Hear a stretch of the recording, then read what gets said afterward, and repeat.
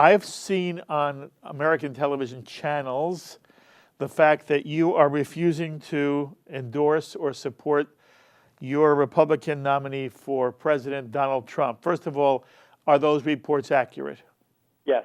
Okay. What's your thinking here? And are you suggesting to Republicans that Hillary Clinton would be a better choice for Republicans than Donald Trump?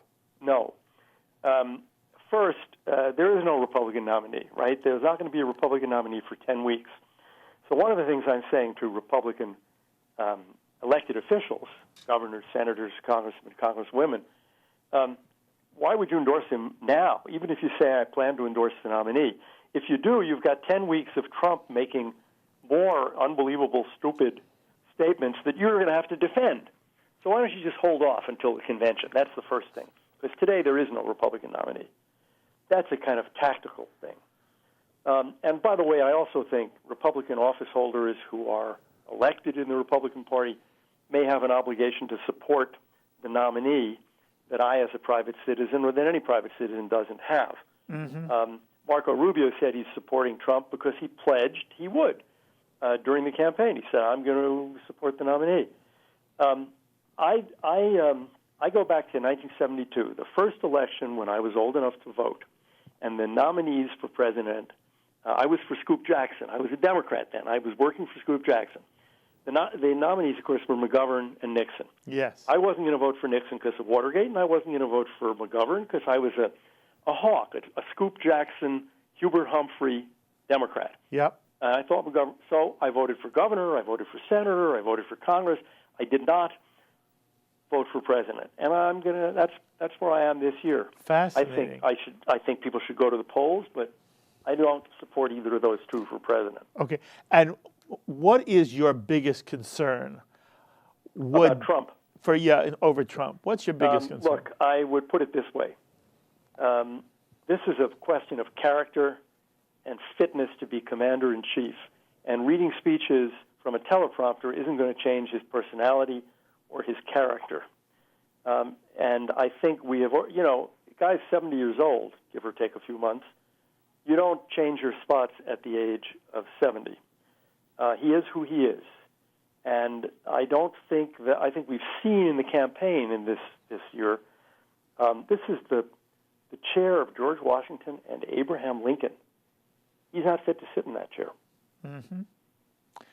Then that's my view. Why has he done so well in the Republican primaries? Well, this is the great question, and I think certainly I have to say I did not predict this at all. I was confident he would not get the nomination 6 months ago. I think people are angrier at Washington. They're more fed up. They are hurting more than a lot of people in Washington, which is a company town. It's always prosperous. I think the slow economy has hurt an enormous number of people.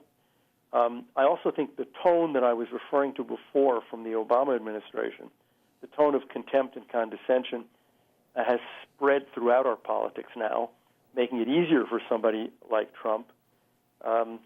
But I think it's a very, very unfortunate thing that you can behave the way he's behaved in the debates. I mean, demeaning his opponents, the way he speaks, his absolute unwillingness to learn anything about, for example, foreign policy. But people don't care. I mean, look, he didn't win the majority in most of those primaries, but he won plurality.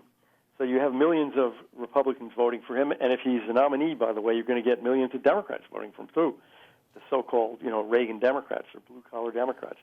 I think people are more angry at Washington than many of us, most of us living in Washington, understood. Mm-hmm.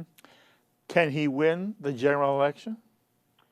I think with two exceptions, the answer is no. I think if you compare his numbers to Romney's, he would have to have such an increased number of white voters.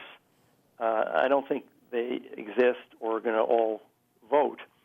I think what Clinton should worry about that could really hurt her would be things she really can't do much about. One is a terrorist attack in the fall. If, God forbid, that were to happen, a Paris-style attack, I think it would help Trump, frankly, and her health.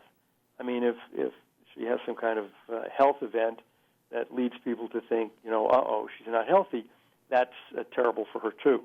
Barring that kind of stuff, I just don't see how he wins. Okay, I understand everything you've said, but there's one, I'm confused at one point. Just clear this up for me. I said to you, do you want to tell Republicans that Hillary Clinton is a better choice than Donald Trump? You said no. You don't want to say that. And you're still not going to vote for Donald Trump.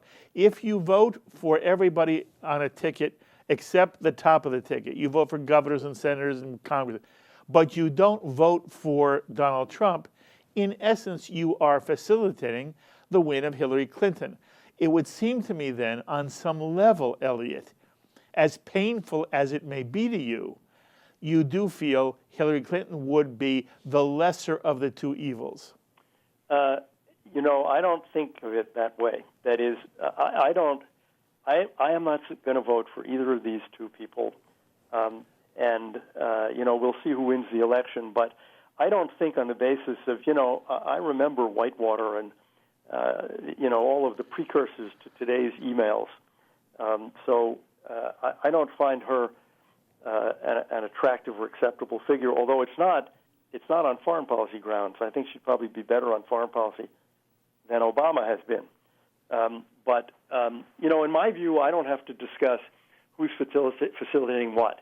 I didn't want McGovern or Nixon, so I didn't vote for him. Right. I don't want Trump or Clinton. I'm not going to vote for him. Okay.